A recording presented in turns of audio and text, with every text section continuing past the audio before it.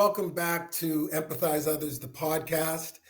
As you know, this is a platform to really talk about people that are embedded in community, people that I've been connected to, and people that I admire when I see the work that they're doing. And today is a brother that I'm connected with on so many levels, and I watch his career blossom, and I'm so proud of this brother. And someone that's Scotian and someone that really, you'll see him every corner of what he does. He's representing the fact that he's from Nova Scotia. So today's episode, I'm pleased to welcome Jordon Croucher, aka JRDN. Welcome to the show, brother. What's going on, bro? How you doing, Augie? Nah, man, it's good so good to see you. Good to see you virtually. Yeah, good to see you virtually, brother. Yeah. No, but you're doing great things, Jordan. And again, I love these platforms to be able to showcase. I see the things you're doing in these small ways, the ways you're representing and always circling back. And that's something that we, as Scotians, I don't know, we do that. That's so, want to welcome you to the podcast. And we're going to really get into your flow, right? Like how you got to where you're at. We'll, as we go through, we'll see all the connections that you and I have. As I say, I'm so proud of you, brother, and I follow every step you make. But let's circle. We always kind of start off talking about community and what it means to you. So, talk about young Jordon Ralph Croucher, when you were young. Where would you say was your community? Talk a little about how you grew up and what you saw as community and where you saw your community. Yeah, well, I was born, a lot of people don't know, I was born in Halifax, but when I was 9 months old, I moved to Toronto and we moved to Jane and Finch. So I was there for the first 10 years of my life. So that's where, that was a part of my community and my community building in the sense of being in a multicultural community with having a friend from different parts of the world. You know what I'm saying? And then boom, at 10, 11, I moved right to Nova Scotia and I come into an all Black community. You know what I mean? So things were a little different coming from that world to this world. But what I learned from those two worlds is that we're all a lot alike in those same environments. You know what I'm saying? Nice. Which allowed me to eliminate any racial barriers because of what I know about people in general, learning from a young age. So that's a strong thing about community for me. So those two communities are two communities I always got to big up and always got to represent for. And it's funny you talk about that because now you got your foot in Toronto and your foot in Nova Scotia as an artist, right? Yeah, I lived half. Yeah. Sorry. No, go ahead. Do you feel comfortable that's you? Yeah, I lived half my life there and half my life here, and even after basketball and after all those years, I moved back up here. So it's been half my life there and here. So down home and up home, North Preston, where my dad's from, that's home to me. Yeah, and I want to talk about that because I know both your mom and dad, and obviously I'll get to the basketball part where I got to know them. But your dad's from North Preston, your mom's from Halifax. Talk about, so when you got to 10 years old, I remember you telling me that you were telling someone to skateboard and you're switching sports, right? So 10 years old, you land back in Nova Scotia. Let's start from there because I know you told a great story around the difference. No, this is it. And I came back and I love skateboarding. I came from a community in Jane and Finch. I lived in 17 Cane Grassway in the Connections, and I hung out with some older guys that were skateboarders. So skateboarding was my thing. I loved it. And then coming to UniS Square, that wasn't a thing in UniS Square. Nobody really skateboarded. Everyone was either playing hockey, basketball. Yeah, some hockey players, football or basketball, and that was it. You know what I mean? So it was like for me to come into that environment and then everything switch up and then be enticed with the thing about basketball where I just kind of stumbled into because of somebody making fun of me one day because I like to sing, you know what I mean? So, one of the homies, he's a great friend of mine, but we talked about it to this day. And one of the homies, he's like, yo, stop singing. You're a fruit like your fruit. No, you're a fruit like your brother. And God rest his soul, my brother's passed on now. And that struck a nerve with me. You know what I'm saying? For someone to literally, take my dream out of my mind and out of my head at such a young age. So I took that to heart and I'm like, yo, I'm going to be in my head. I'm going to be better than you at what you love to do. And that was basketball. So I didn't know who Michael Jordan was, nothing. I just was playing basketball because somebody told me I couldn't sing. No, or stop singing. Yeah, that's a good nugget. I didn't know that nugget because I know that you Mhm. started to get your dream back at X, and we'll talk about that by singing. And I Mhm. didn't even know you Mhm. could sing. Because it's funny how I get introduced to Jordon Croucher because I get introduced to you as a baller. But what we Right. also know, and this is so, what did you to circle back to your dad and then Uniac Square, like when you were going between those two communities in Nova Scotia, because people would know North Preston, and then Uniac Mhm. Square is right downtown Halifax, Square Town. Yeah. What were the two Mhm. differences? When you were young, did you feel the nuances and differences between those two communities? Oh, for sure. Yeah, definitely. Just like, especially even just like the geography of it. Like, you know what I mean? Like you're in like a concrete jungle when you're over in the hood. Over there, you're in the country. There's, and my Literally, grandparents had, yeah, my grandparents had horses and pigs, and you know what I mean? So it was like on a farm. So it was totally different worlds, you know what I'm saying, growing up. But I mean, you learn a lot in growing up in those two environments and being a part of those two environments.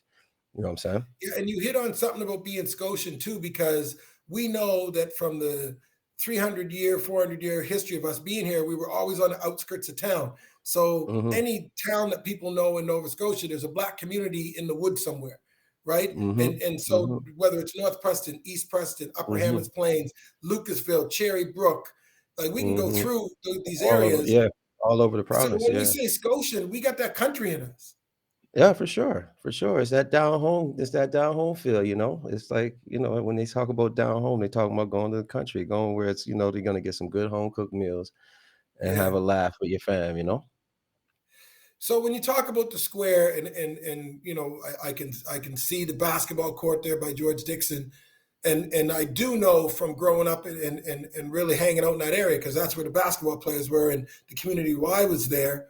Um, Basketball was a big thing in urban uh, Halifax around your Mhm. status, Oh, right? yeah. So did you start Yeah. playing at the Y? Did you start playing outside? Like when It did was you the when did you why. get into that It was basketball? it man, it was, Roddy, Wadey, you know what I mean? D, Nelson. It was Roddy, them guys that when as soon as, "Oh, you guys play basketball? You guys got these jackets, some cool little corduroy, community-wide basketball I want one too so I can be cool with you guys," right? I want to jump right in and hang with the cool kids. So boom, I went over with them and Terry Simons, God rest his soul. That was my first day. They brought me, okay, you want to play? Come on. They brought me over to Y on Cornwallis. And said I went in the gym, and that's the day I learned who Michael Jordan was. Because I never even I never forget it. He's like, he passed me the ball at half court. He's like, "You got the name, but do you got the game?" I'm like, "What?" He taught me the name. He's like, "Go show me what you got." Come in, everyone laugh, not laugh, but I threw a shot, missed everything, Augie. Missed everything. So everybody laughed at me. But then Nelson and them guys, they taught me the game. They took me under their wing.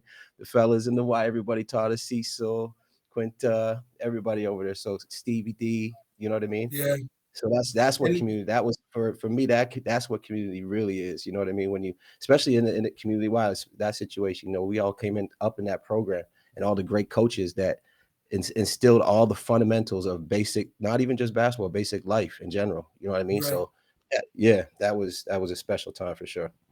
And that's where we kind of start to intersect, because I've had a couple people on the podcast already. We talk about the community Y. So everyone had a Mhm, YMCA, but we had this mhm, community YMCA satellite that was in our community that had mhm, bumper pool. Like, mhm. when you first walk Yep. through that area, it was games Oh yeah, and yeah. ball, Ping and pong, then you bumper go through pool, into the yeah. gym. And you had to be good, or you ain't getting on. You're not allowed playing if you're no good. You had to be good. You know what I mean? You Yeah, had and to be good at them games. I didn't even play bumper pool because I sucked at it. But I had Nelson Carvey over in the corner teaching me how to drill between my legs though every minute. You know what I mean? I was there to and get the the cool game. thing You know what I is, mean? the cool Yeah. thing is too, Jordan, is that community piece. When you unpack it, it's there were fellas your age that were better at basketball at the time than you were, but they Hmm. they taught you the game, and Yeah. and and we had Hmm. coaches that taught you the game, because as Hmm. you start to rise up, obviously we'll talk about how you got very good at basketball. But what Hmm. age did you say, hold on now, I'm not bad, and I'm actually better than some of the guys that are my Hmm. age? Like, when did it catch on that this was my thing? It was like, man, Joe Murphy used to coach us, and him and Eddie Carvey down St. Pat's. It was there when I started hitting the left hand finger roll clean. when I started, that's when I was like, ah! That's when it was then, Augie. I was like, oh man, I can hit the left knee roll. Oh, I'm in. Okay, something, you know what I mean? And everybody else could do it. Just like I could do that. And it took me so long just to get to that.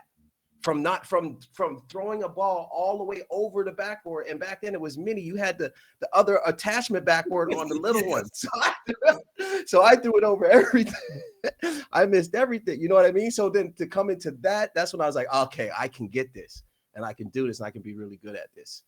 You know what I mean? Because it took a lot of hard work in a short period of time. It took a lot of hard work for me to do that. You know what I mean? Having that, that mindset of being, okay, I know I got to play catch up. These guys are all good at it, and I'm going to be, you know what I mean, with them, if not better. Yes. You feel me? So that was the mindset. And I love that piece of community, because when we're from Halifax, whether you're female or male, if you're in a certain age group, you all know who Terry Simons is, and Louis Gannon, and Gary Farmer, and Joe Cawley, and Roger Grant, and Bev Greenlaw, and there was a whole gamut of coaches. Yeah, that great coaches. We all went through. Great men. Yeah. And Quentin Adams, you said, again, also was involved. So now when you get to high school and you go into QEH High School, Jordan, and at that point, I think high school is where you start to think, okay, is basketball going to be something that is going to help me out to get to the next level? Obviously, with Stevie D and some of the guys that Steve Nelson that you played with, a great point guard, and Booza and some of those guys. When did you know? Because really, you rose high school. Jordon Croucher can hit threes. And we didn't even get to your singing yet. No, we're just on basketball.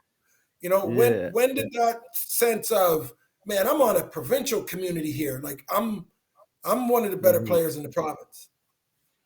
Yeah, I mean, I think it really, after my first year at QE, you know what I mean? After being comfortable, with my friends, you know what I mean? Because I was like, I had a great squad at St. Pat's. We had a good year. But when I went to QE, the reason I went to QE is because everyone there was my homies. Like the summer before, I'm like, yo, I'm working out with them. I'm training with them. We're playing one-on-one every day. So it just didn't feel right not being with. And even like Jonah Tossick coming into me and him becoming friends the summer before that. You know what I mean? It's just like all of that thing just didn't make sense for me to stay at St. Pat's. So when I went to QE, after a year at QE and playing with the best players in the province as well, that's when it was like, all right, man, I'm nice too, because all of us are nice and we got the best squad, and that's what it is, and we're running the whole province. You know what I mean? So that's when it was like, all right, we're nice, and if we had social media back then, Instagram or something, maybe things would have been a little different. but you did well. You did well, brother, because bro.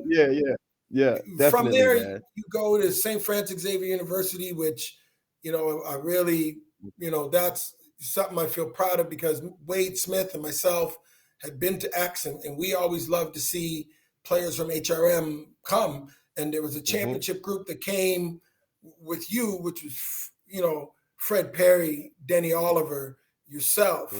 I think that it was something that you guys came to X at a time, and you brought this Halifax power, African Nova Scotian vibe. And so I don't want to spend too much time on basketball, because I really want to get to what you do now, which is, but when you got to X, there's another community we know at St. of X. And so you were part of this X-Men basketball community. Talk a little bit about Steve Konchowski and that community and legacy that you kind of became a part of. Right. So I always start with, like, when I talk about this story, I always start with, the first day I walked on campus and the first meeting I had with Coach K, because a lot of the things that the reason I went was because, okay, Fred Perry was just there the year before, I believe they got to the AUS that year, his first year. You know what I'm saying? So it was exciting. That's my bro. That's my homie that I grew up at the community Y with, playing with my whole life, my whole basketball career. So it was like, all right, let me see. Freddie was there. And then, Damon was thinking about going, Damon Cole. And it was just, for me, Coach K was the only coach to come to Uniacke Square and sit down and look me in the eyes and have dinner with my family and say, what's up? You should come with us. But the thing I respected the most about it is that he did that. And he also, at the same time, was like, you know, where I had coaches say, yo, you could come here, you could be, no, I guarantee you'll be rookie of the year in CIS. Like people were like I could have broke my leg the next day. But coach was like, yo, you're gonna come here and you're gonna work for every minute on the court, right? But he said that in front of my parents, so I really respect it. So that was like the thing was, all right, that made my decision easy. But you know, going there and the first day on campus, coach told like this could be a good transition into the music stuff because he asked me what I want to study, and I said music. And you know, we talked about it, and he's like, "Oh, I think Bella maybe he studied and took some music when you guys Yeah, yeah, he did, right?" So yeah. he was like, "Bella tried it, it didn't work," you know. So, but the next year, you remember, after that, he was all for it because you know he'd hear me singing on, you know, man, on the road when we were on the road. Augie, I'm always Yes. singing. I had my Walkman on, I had my Discman, and you know, on the back of the bus, and I'm singing.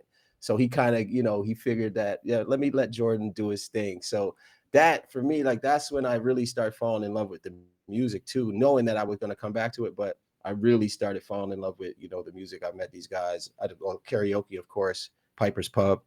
Yeah. And I met these guys from the jazz department, and that was it. I was like, oh, I'm definitely going to record one day, but let me make it to the NBA first, and then we come back to this, right? But you know, fell a little short, but we here. No, and I Yeah. know that, and you know what? You and I can say this, back-to-back national champions.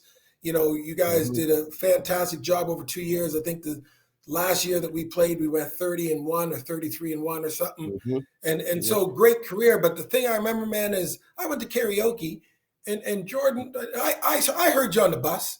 I did. Yeah. I was Yeah. assistant Yeah. coach on the team, Yeah. but I That's didn't know right. he could sing. I went to karaoke. I said, dang, oh, wow, Yeah. this Yeah. guy got. And I think you might have talked to coach and said, Coach, do you mind if I do the national anthem? That's right. And Yeah. I was like, and obviously I'm Yeah. glad you talked to coach knowing that you like music from the beginning, Yeah. although I can see why Yeah. he wouldn't put you in the music program because the music program at X is Yeah. serious and all of that. Yeah. And he was Yeah. I would great have. on Yes. everything. He's He's not yeah. He was used to that. smart to do that. He was. Yeah. Of course. And that's as he should have. Because look what we did. That was the right. That was the right thing to do. You got to know. You got to know your position and know when you're playing it. That's why I Yes. respect him. But you know what? Else I respect more about him. He let me take some study hall off to go jam with the fellas in the jazz department because I he didn't knew know that. that I. Yeah, he knew that there was times where it was like, yo, coach, man, we got because I had two shows with the Shades of Grooves while I was down there in Yes. Antigonish. We did two shows, and coach, we had study hall, but it's like, coach, man, these guys, this is the time that they got their time to jam at, you know what I mean? This is live, you know, Jim Mullen, you know what I mean? These guys are over there. So he let me go during study hall because after a year and a Okay. half after a year and a half of hearing me sing every minute, and I asked him that, and when he remembered telling me, no, I don't think you should. He's like, go ahead, you guys, yeah, have fun jamming with the fellas. You know what I mean? So Yeah, he let me go play. So that's a yeah, nice inside coaches, story. And yeah, and the links I love about these conversations, Jordan, is that when you mhm, start out from when it was young and you had that comment about singing and the homophobic comment really about singing, yeah, um, yeah, yeah, now it's your profession and you're great at it, but you mhm, circle back to it. And that's why I often think about learning as you go on a path and you think you're going wherever, like you're going to school thinking I'm going to do this. And you end up singing mhm, comes back to you. And yeah, so I know that you got a chance to play some pro basketball in Europe, but you come back, you start to do some. We're talk about. I don't want to tell the story.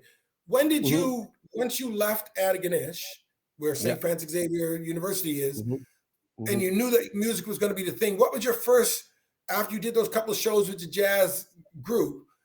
mhm. When you got what was your first connection into the dipping First your connection, toe in Trobiz, recording? Trobiz, Tremaine Howe, Muzzy and his pop. That was like because when I right before I went over to play pro overseas. I told Tro I wanted to sing. He was the barber and he was always doing music. Like Tro, I wanted. So he had me. I did one. That was my first chorus I ever recorded. Was at a studio on Godigan. It used to be Marty Smith and them guys' old. Remember the video? Yeah, That little.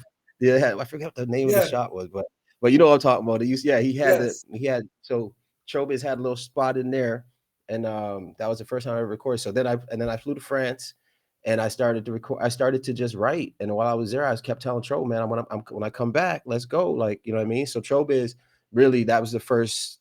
After that, that was the first guy that I started to make music with, and then That's after great. that, it was like yeah, and then after that, it was like Littles, then Ghetto, and then MCJ.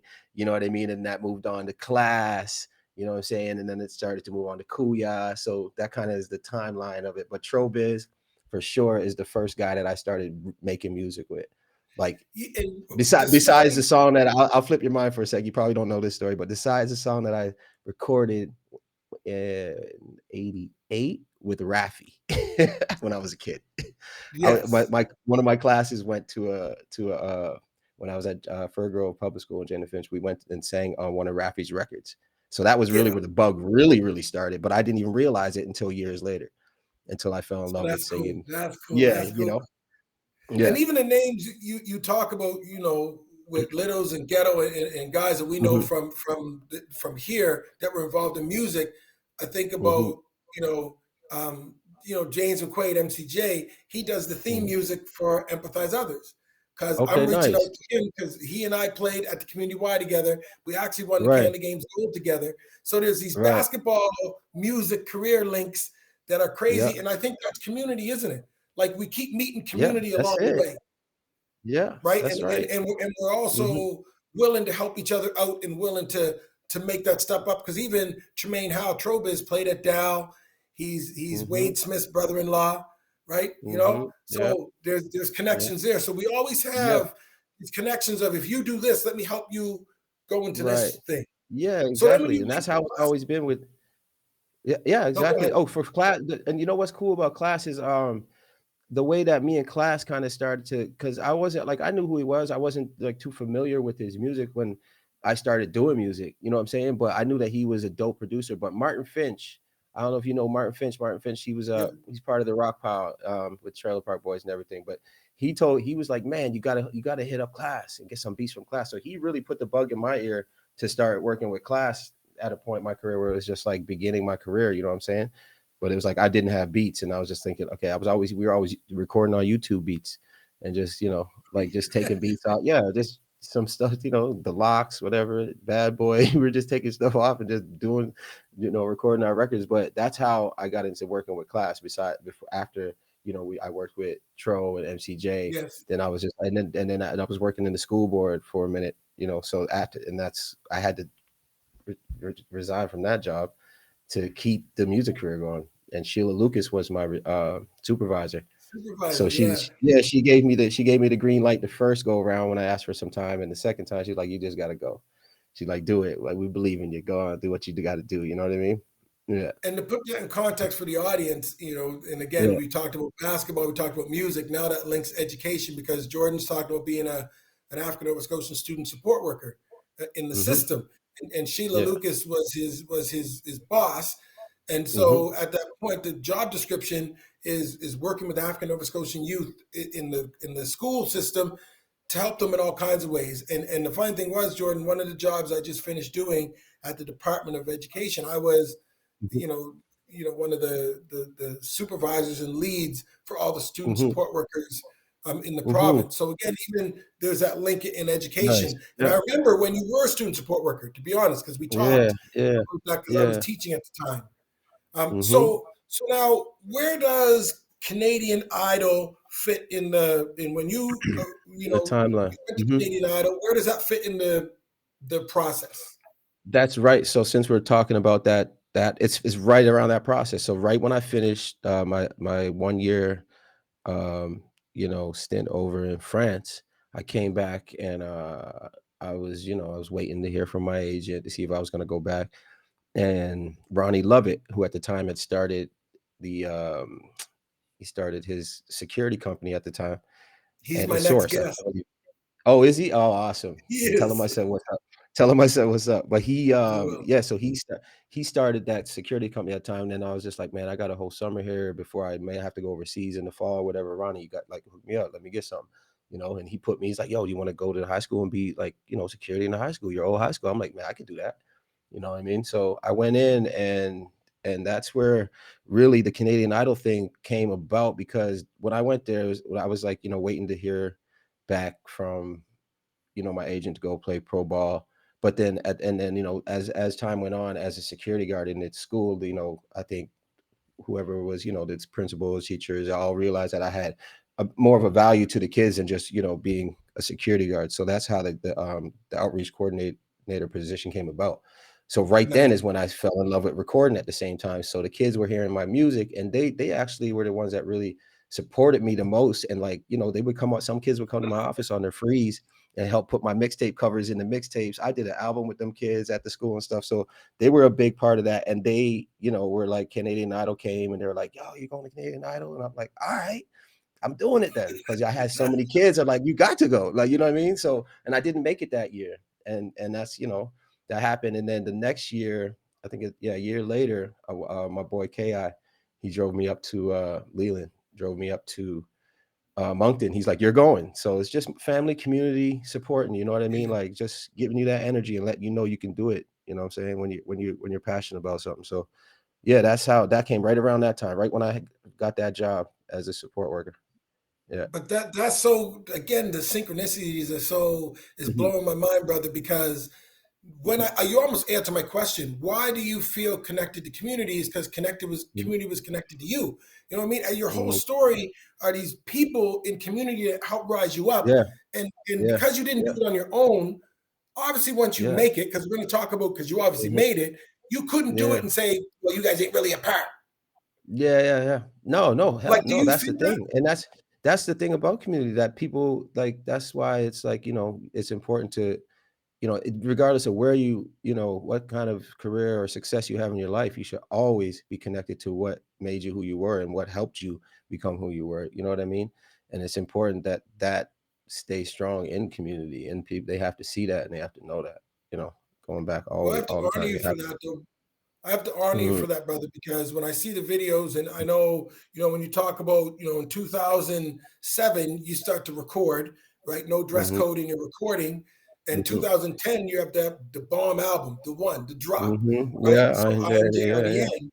and Mhm. and and from that point, your videos, that's what, like, some of your videos were club videos and you had to do your thing, but Mhm. there were so many videos Mhm. that had people who were African Nova Scotian, oh, look who's in it. Like, so from Yeah. the very Yeah. beginning, why did you Yeah. feel, I don't want to say it's an obligation, but what was your sense of, I'm now putting out albums, I'm making videos, my videos are in rotation, my music's in rotation. Why, like, that use of community was always there? What did that, why was that so important to you? It's because of the environment. It's like, you know what? It's the culture. It's the culture. You know what I'm saying? It's the hip hop culture. You know what I mean? It's that culture of soul and coming from certain environments and being raised in those environments and coming up in those environments.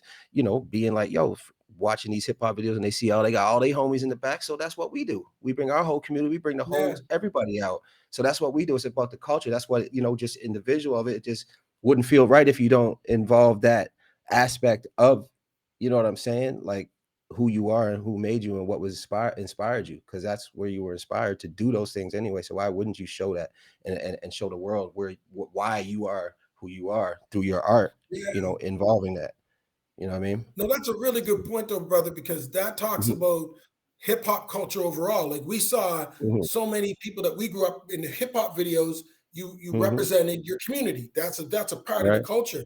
And so, Yeah. what was unique about you is coming from, because really classified and being from Nova Scotia, he's not from Uniacke Square. He's not from Square Town. Mhm, So when mhm, you were going and dropping your music and the spotlight was on you, the community that you wanted to show up for was Square mhm, Town.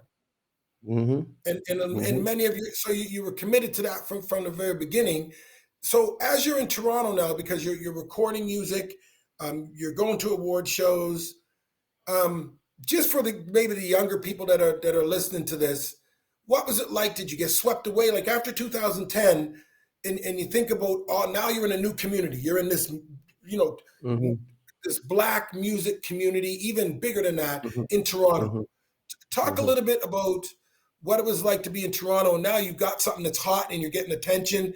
People mhm. often don't know the backsides of what goes on in the music community. Can you talk a Yeah, little bit about yeah, that community? yeah, for sure, for sure. That was, exciting times because that's when, I decided to, you know, move, stop commuting because I was commuting back and forth for about a year just to come up and create with my new production team. And then and then when I moved up to Toronto and then getting into a deal with them, then the development started.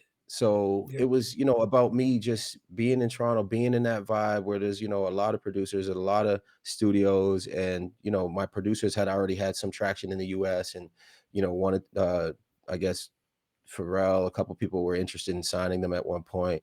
So it was like, I'm around, I had good, good guys around, but that also turns into, you signing contracts, you have something hot, and then it comes a world where there's a lot of people involved. So for me, I was just jumping into a business that I didn't know anything about. I just love making music. I was just about in it for the passion. You know what I'm saying? So, you have the success, and then for me, there's things that happen in that world that happen to a lot of artists. The alcohol, the women, the drugs. That is gonna be tempted by, and of course, I've been tempted by and done these things, and so it becomes a world where you get warped into this way of trying to live or trying to up, keep a lifestyle up, and you could get caught up, you can get lost. But for me, I just stick to the music, and that's the one thing I continue to, what I mean, know that. And that's the thing that I was so attracted to in the first place, is that knowing that I couldn't play basketball forever, but people could hear me forever. You know what I'm saying? Even when I'm dead and gone, people could listen to me forever. So that's like the thing of the music that I just focus on, and just keep making good music and getting better.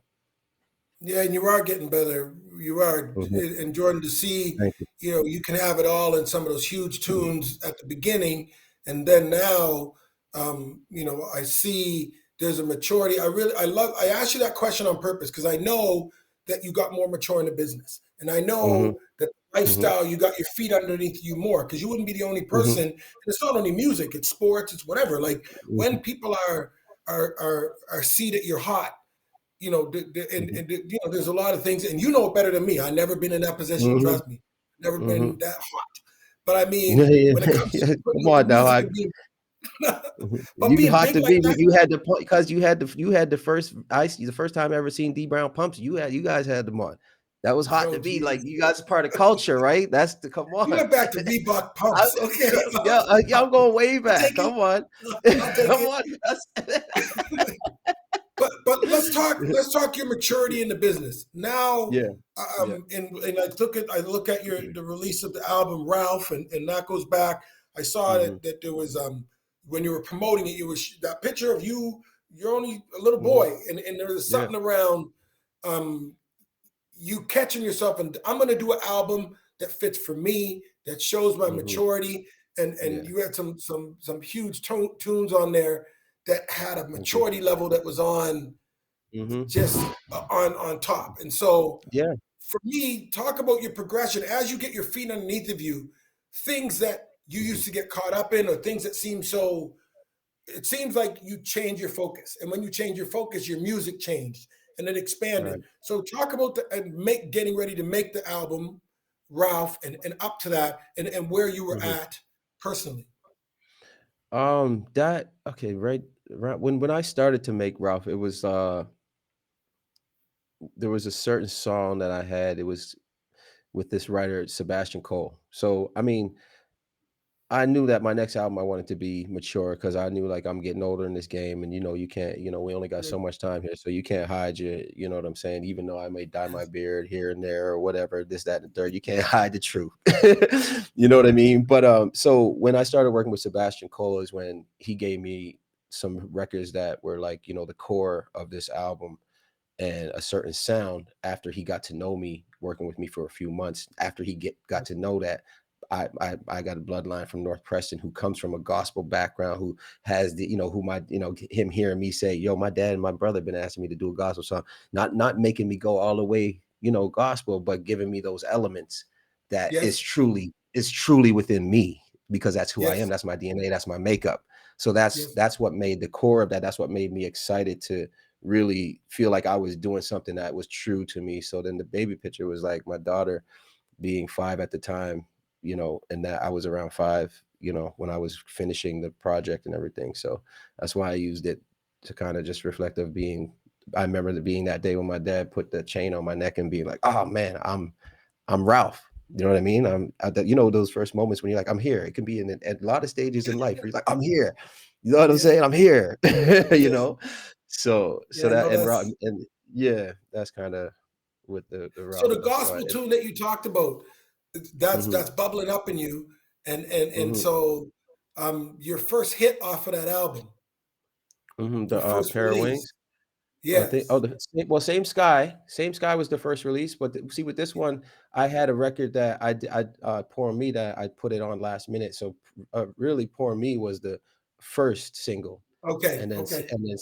Same Sky. No, Same Sky Pour Me. Sorry, I'm sorry because it was a lot of time. There was like a year, 2 years that I released a record before then I started to really try to get put Ralph together after knowing okay Yes. I had this other record and now I still have a couple of singles that I'm gonna push that the videos are gonna come really soon.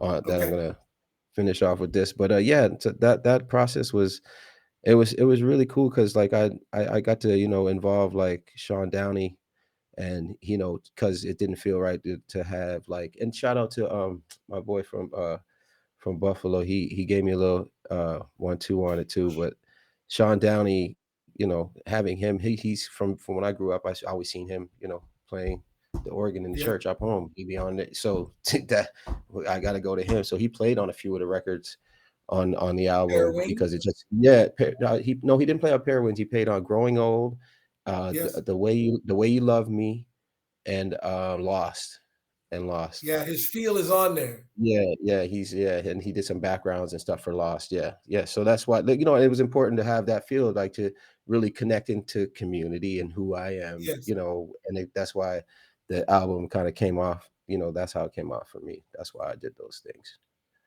No, hmm that's and I'm seeing that's why it's almost like we have a guy and Lindell Wigginton too who's went a hmm long journey and now he's playing with the Yeah, Bucks and man. we were Yeah. following the. I had the same thing with you too, though, Jordan. Like, I mean, I knew that I heard you from karaoke at Yeah. Piper's Pub, and Yeah. then to see, and oftentimes you'd be on video or song where it's, oh, that's my boy, that's Jordan, and Yeah. I think Yeah. that's the piece around community is when you involve us and you allow us to be a part of you. We feel like hmm I think Lindell's doing that now. That's Like, right, man. I'm like you said, yeah. I'm up, man. I'm in the NBA right now. That's how I feel. I'm playing in the NBA. You know what I mean? it's Like true. we out there on the court with them. You feel me, And Augie? that's Like that collective, though. that's the excitement. That's that Yeah, that's the collective excitement. feeling. Yeah, that's the excitement, and that's what that's the importance of community is always being there and like supporting each other. Like just So for. on that hmm note of support, I mean, right now you got like you're almost at 1 million hmm downloads and streams, Yeah, yeah, on and I know that Spotify, you're man. on Spotify, and I'm saying Yeah. for the people around and that haven't really experienced, I know a lot of people have heard your tunes, but to go out hmm check out that album. Um, Yeah. and when we download, that's the easiest way to support, to stream someone's music and to commit to downloading it hmm and making hmm yourself part of that million people.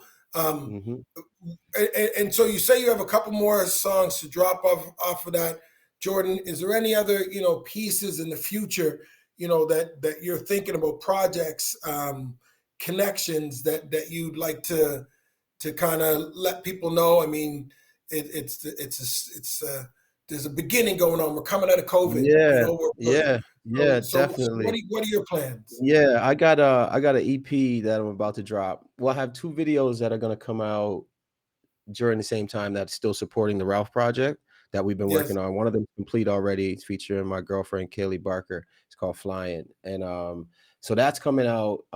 There's a IMAX film that they used that song for the movie. It's her family's IMAX film called Wings Over Water. So that's a big one, narrated by Michael Keaton. So that's going to be something that's Nice. also, we're going to do some things with that, and I got the EP called Red Eye coming in about 3 weeks. Working on another album right now, and continuing to writing a lot of music, and there's a lot of great opportunities with syncing and TV, and trying to get more connections in the US because that's where the numbers are. You Yeah. feel me? Yeah. Yeah. So as we wrap up, I know Mhm. recently I did a panel on trying to kind of talk to young people around, if you feel like an artist and you feel like you got creativity and you don't necessarily need to go to university or college to do trades, believe in the arts, because arts is always that Mm-hmm. abstract, iffy ground. And often parents are like, well, you can't really play guitar or you Mm-hmm. can't really just paint. Mm-hmm. But from your dream to where you are now, what advice would you give to many, many of the young people that listen to this podcast around Mm-hmm. how you started? If you had to look back on your young self who loved Mm-hmm. singing but really wasn't in it yet, what would you say? I would, as far as the music goes, I would say take your time with it and finding yourself and what you want to present to the world as your art. And Okay. because for me, I always considered myself a late bloomer in the music because I'd started late recording when I was in like 25. You know what I'm saying? So whoever is listening to this, I would say just whatever it is, take your time, really, really, you know, focus on what you want to contribute with your art to the world. Because when you think about it like that, then that really make you say, okay, what am I going to do instead of just jumping in the studio and just talking about nothing, or like, what is your purpose? What is your purpose with this art? So just take your time. That's all I'd say. No, I appreciate that. And bring out your uniqueness. What God Hmm. puts us all on here with one path and one purpose. And Yeah. so find that, because no one else can Yeah. do Find you. it. It takes a while sometime to find it too. So that's why I take your time and don't be like, don't, if it doesn't happen overnight, just know that everything in time, will be worth it even more if you really take your time and really focus on whatever it is you're That's a doing. great point. Hmm. Well, brother, I want to thank you so much. And I know you're a busy man, and you always, whenever I reached out Yeah. to you and said that I would love to have you on, you were always Oh, positive, and you got anytime. right back Come to on, me man. in Yeah. community. Man, I really Always love, appreciate. man. You already know that, bro. Anytime. I'm always here. You know what I No, I mean? appreciate that. And you, I can still smell the incense and taste the honey brown, you know what I mean? The honey. yeah, no. You know what I'm saying, coach? Yeah, yeah, man. Like just, Yeah, trying to the links, honey and I was Sleemans, right? trying to, Honey Brown, Sleemans. Remember the Sleemans, Honey Brown? That was yeah. that used Brother, those are good to. times. Well, Jordan, man, I Yeah, love you, brother. yeah. Keep doing what you're Love you too. doing. You got a whole province behind you, if not country. Mhm. Late bloomer or whatever you're doing, group, good work, great work, and you're growing. Thank you. Keep growing, Thank brother, you. and keep doing you, Yeah. because I love to see Mhm. the seed blossom into this powerhouse Mhm. tree. And the thing that I love about you the most is you walk the walk that you talk. And so when it comes Yeah. to community connection, I can tell everyone one of the easiest people for me to get in touch with that always got back Mhm. to me when I'm trying to get schedule these podcasts was Jordon Croucher. And Mhm. and I really appreciate that, brother, because not Yeah, man. everybody moves like Yeah.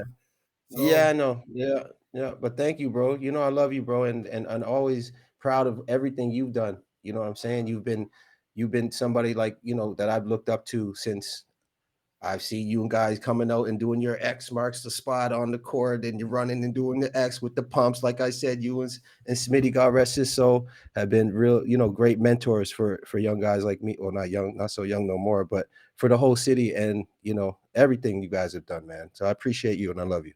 I appreciate it, brother. So Hmm. we'll be following you. Thank you so much. Jordon Croucher, Thank you, Hallie, bro. You already know. Scare Now I know Cap. too, baby. That's crazy. Let's go. Peace, Okay, bro. brother. Thank you. All right. No problem. Thanks for watching this episode of Empathize Others, the podcast. We hope that you really enjoyed the show. If you're enjoying the podcast series overall, as much as we enjoy making it, make sure that you like, comment, and subscribe. It really helps our channel grow, and when you subscribe, you'll know right away when our new episodes are released.